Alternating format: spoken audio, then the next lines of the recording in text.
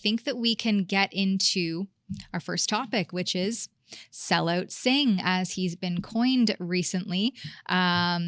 He has been politically posturing himself this past week with, I think, very little strategy, actually. I'm not quite sure what the point of all of this has been, but nonetheless, we have a little clip here to share with you of Singh announcing that he is ripping up the unofficial supply and confidence agreement that basically maintained two fringe minority parties as though it were a democratically elected majority in the Canadian Parliament.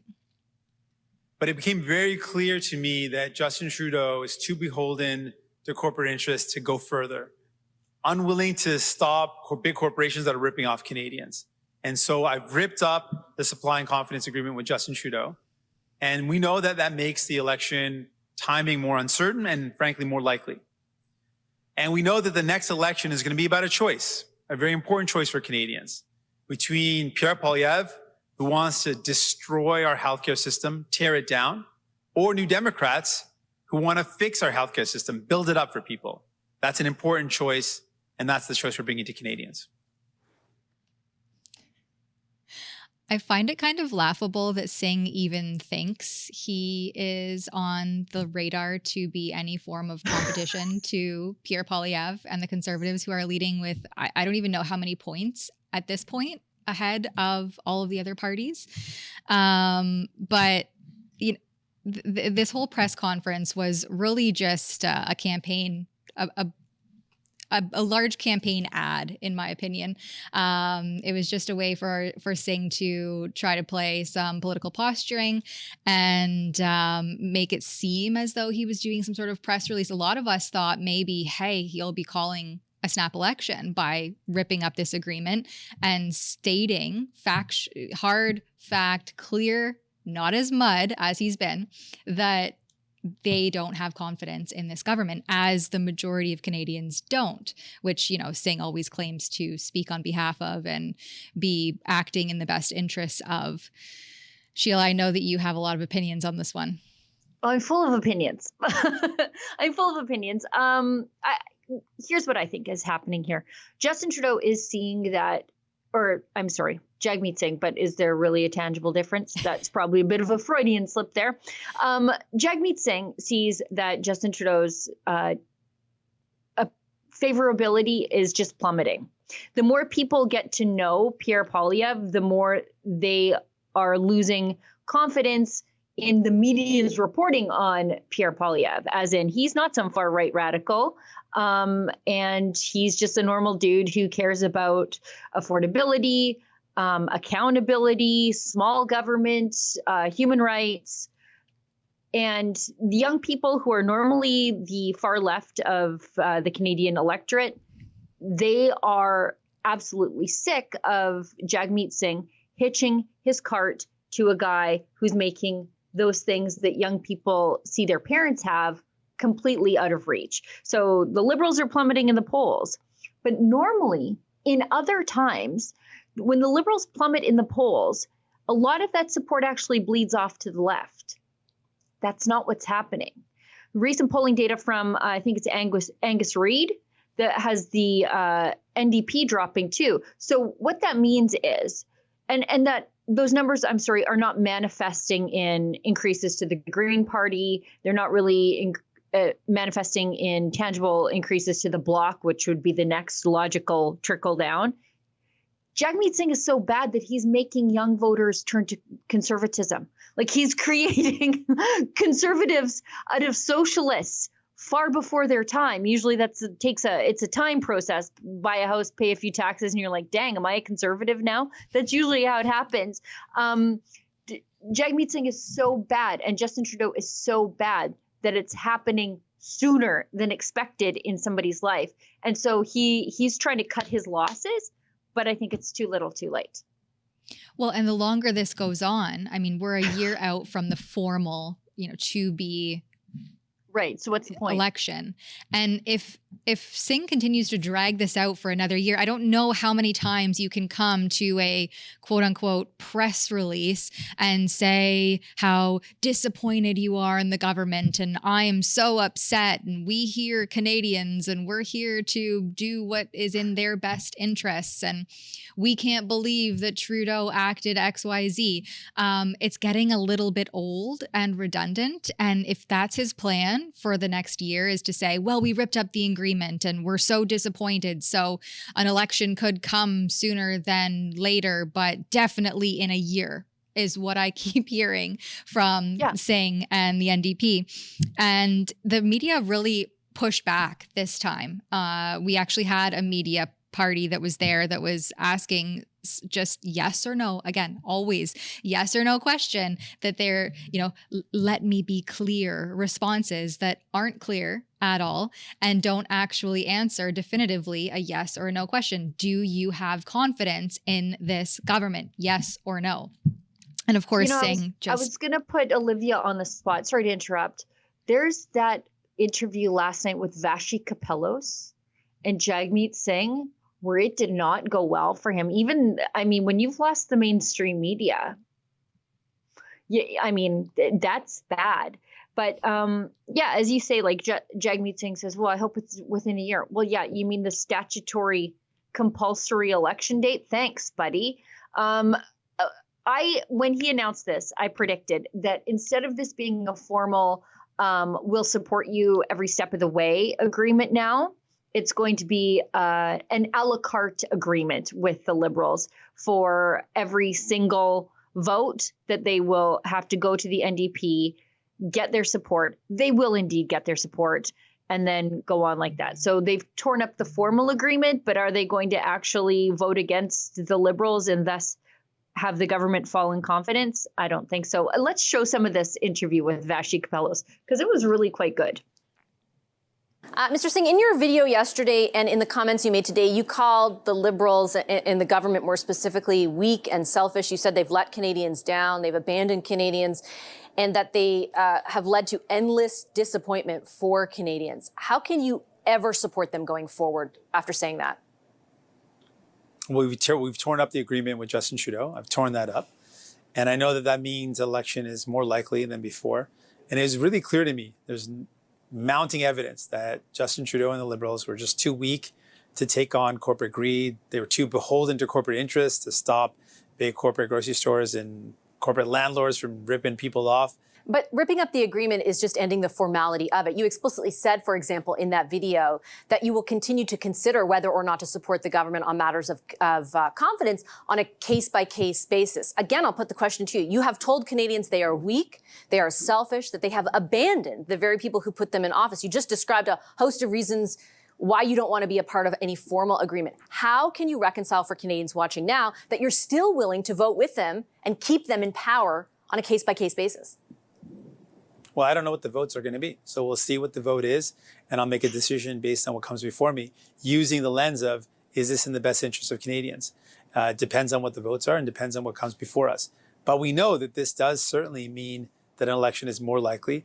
I have to also ask you, Mr. Singh, why now? And in particular, I've done so many interviews with you.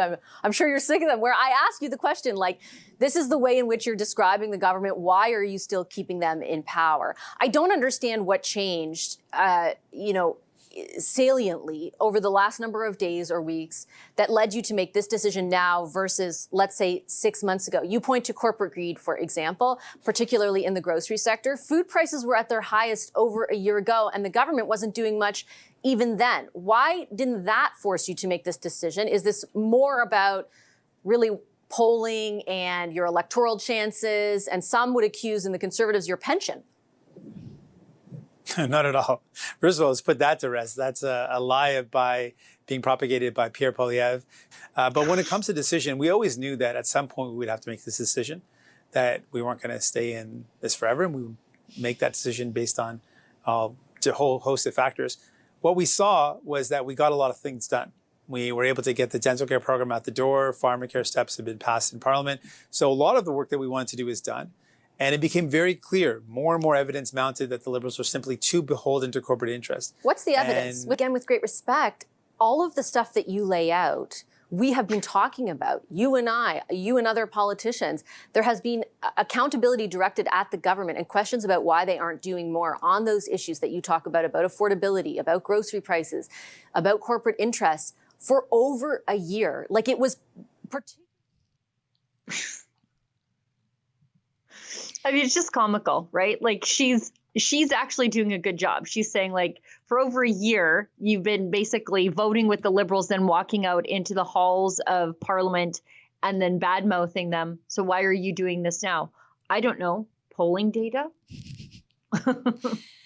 Yeah, I was hoping it wouldn't be another year before journalists started to push back and also demand answers to these questions. I mean, the fact that politicians can continually evade these kinds of really basic questions and then gaslight both the reporter and Canadians in response when they say, well, maybe I haven't been explicitly clear, or let me make sure that I am very clear. I am so tired of hearing that, because what follows is not clarity. It's like we're being clear as mud continually, perpetually. And again, there is no accountability for that. And for Jagmeet Singh to claim that pharmacare and the dental bill stuff is done, I think it's in the very early stages. And what we're seeing is that these things aren't actually tangibly helping any Canadians other than a few very small sects. And even then, it's blunders, red tape, paperwork, having to advocate for yourself and navigate this bloated system that is completely ineffective and not up to speed with what you would expect from a government who is taxing you at a record rate that has outpaced the cost of every other necessity in your household since the 1960s. This is absolutely a crazy way that the government is conducting itself. Canadians are fed up. They've been fed up for a long time. And I think the majority of Canadians do not know how we're going to get through this next year with these fringe minority governments in power if it remains so.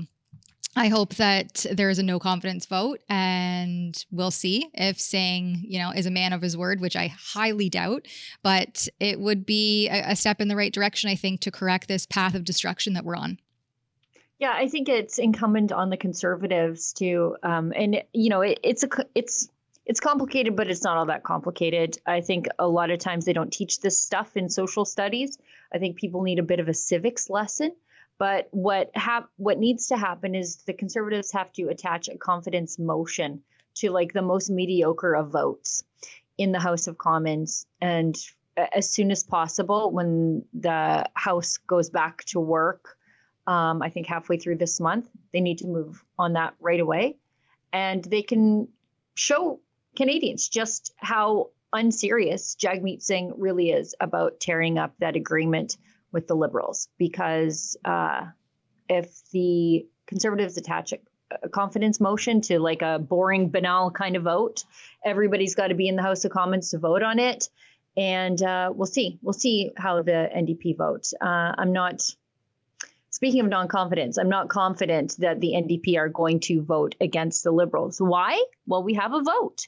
We have a video for that. Jagmeet Singh won't commit to supporting a non-confidence motion if it's put forward by Poilievre's Conservatives. Let's show this video.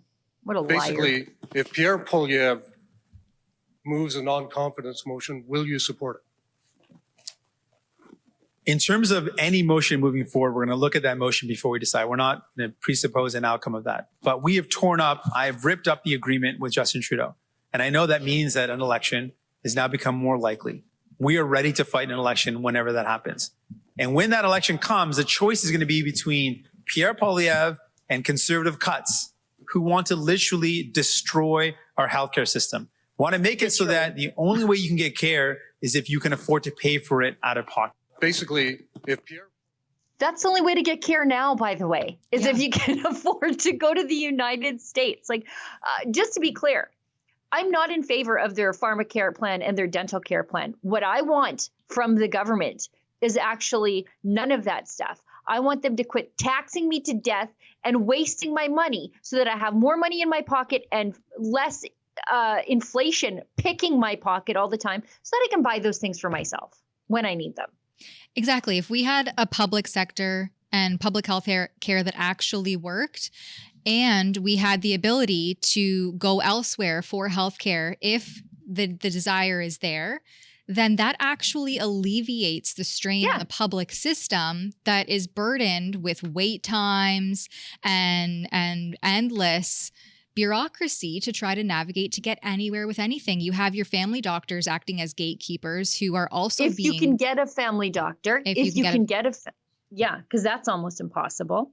And they're too suffering the destructive fallout of this government's actions and its failed policy initiatives.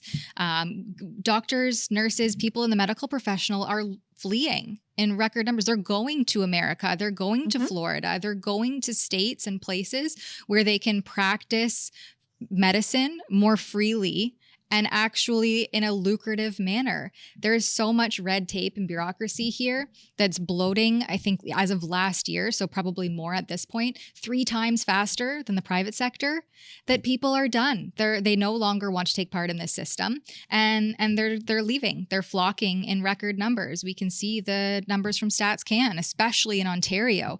There has been record migration out of Ontario, primarily to Alberta, but also elsewhere in the world in the last few years.